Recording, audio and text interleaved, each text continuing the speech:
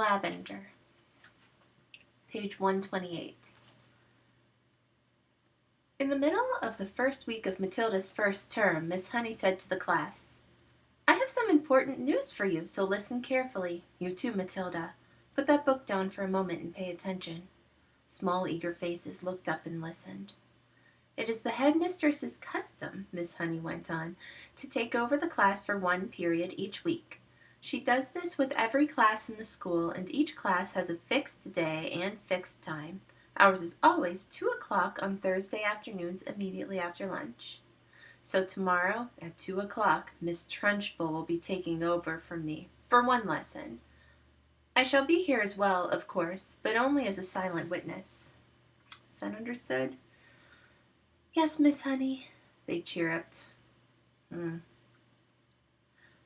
"A word of warning to you all," Miss Honey said.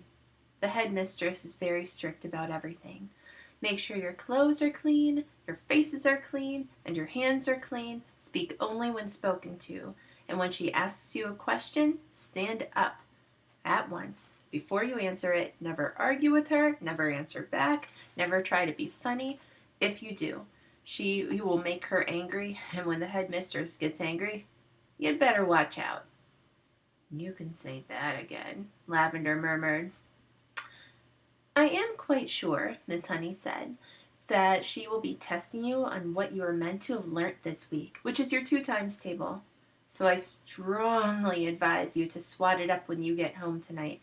Get your mother or father to hear you on it."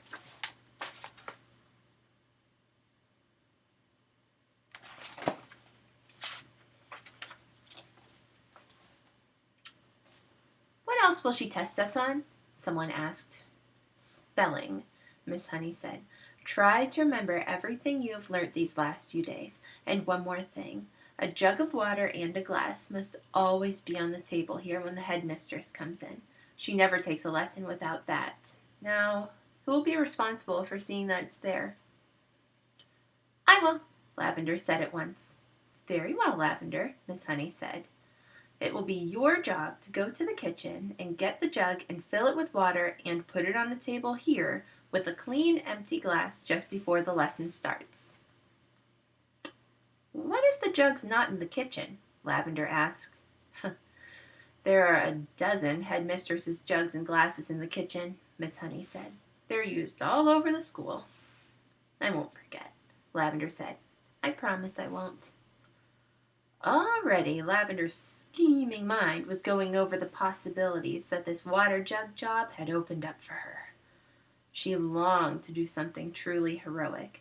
She admired the older girl Hortensia to distraction for the daring deeds she had performed in the school. She also admired Matilda, who had sworn her to secrecy about the parrot job she had brought off at home, and also the great hair oil switch which had bleached her father's hair. It was her turn now to become a heroine. If only she could come up with a brilliant plot. On the way home from school that afternoon, she began to mull over the various possibilities, and when at last the germ of a brilliant idea hit her, she began to expand on it and lay her plans with the same kind of care the Duke of Wellington had done before the Battle of Waterloo. Admittedly, the enemy on this occasion was not Napoleon, but you would never have got anyone at Crunchem Hall to admit that the headmistress was a less formidable foe than the famous Frenchman. Great skill would have to be exercised, Lavender told herself, and great secrecy observed if she was to come out of this exploit alive. There was a muddy pond at the bottom of Lavender's garden, and this was the home to a colony of newts. The newt, although fairly common in English ponds, is not often seen by ordinary people because it is a shy and murky creature. It is an incredibly ugly, gruesome-looking animal, rather like a baby crocodile, but with a shorter head.